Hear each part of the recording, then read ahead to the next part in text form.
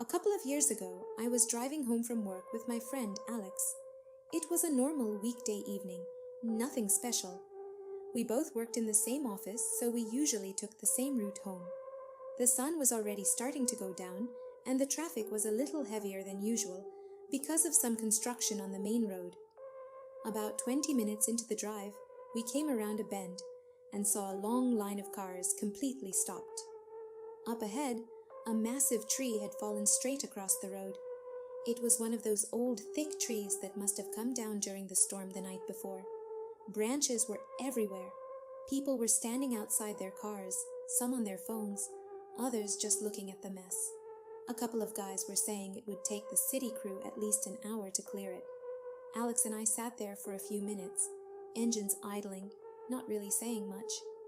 Then I noticed a man walking slowly between the cars. He looked like he was in his late 40s, wearing a dark jacket and jeans that were a little dirty. He stopped next to our window and tapped lightly on the glass. I rolled it down halfway. He had this calm, almost tired expression on his face. He said, "You two trying to get home? If you give me a ride a little ways, I can show you a shortcut. There's a back road that cuts around all this. You'll be home in 20 minutes instead of sitting here forever." Alex and I looked at each other. We were both tired and just wanted to get home. The man didn't seem threatening. He just seemed like someone who knew the area. After a short pause, I unlocked the back door and told him to get in. He sat behind us and directed us to turn around and take a smaller road that branched off to the left. At first, everything felt normal. The road was narrow and lined with trees, but it was still light enough outside. He told us to keep going straight for a while.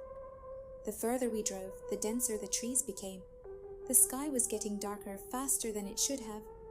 After about 10 minutes, the man suddenly said he wasn't feeling well. He told us he felt like he was going to be sick and asked if we could pull over for a second. I slowed down and stopped on the side of the road. There were no other cars around, just trees on both sides and a deep quiet.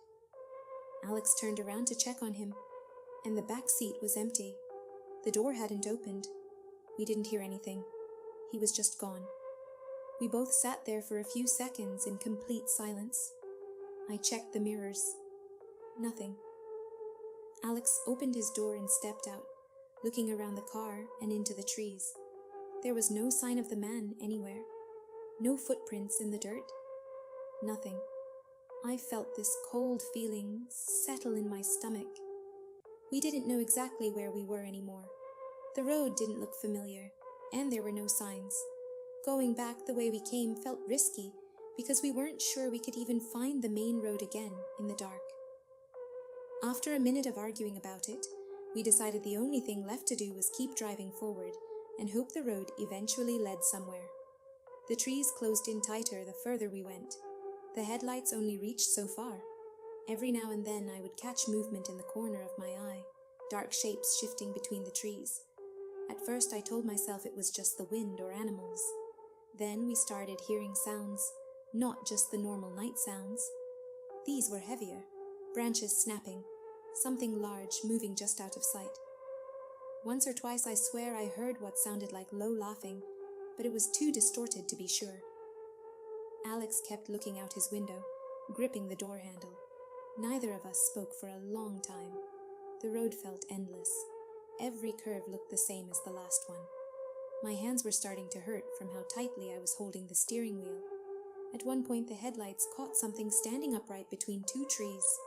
It was too tall and still to be an animal. The second I focused on it, it stepped back into the darkness. Alex saw it too. He just whispered, "Did you see that?" I didn't answer. I just pressed the gas a little harder. We must have driven for another 20 or 30 minutes in that state, completely lost, hearing things on both sides of the car, catching glimpses of shapes that disappeared the moment the light hit them. Finally, the trees started to thin out. We saw a faint glow ahead and eventually came out onto a regular paved road I recognized. We were on the opposite side of town from where we started. Neither of us spoke much on the rest of the drive home. When I dropped Alex off, he just looked at me and said, "We're never talking about that again." And for a long time, we didn't. I still don't know who that man was, or why he disappeared the way he did, or what was in those woods with us.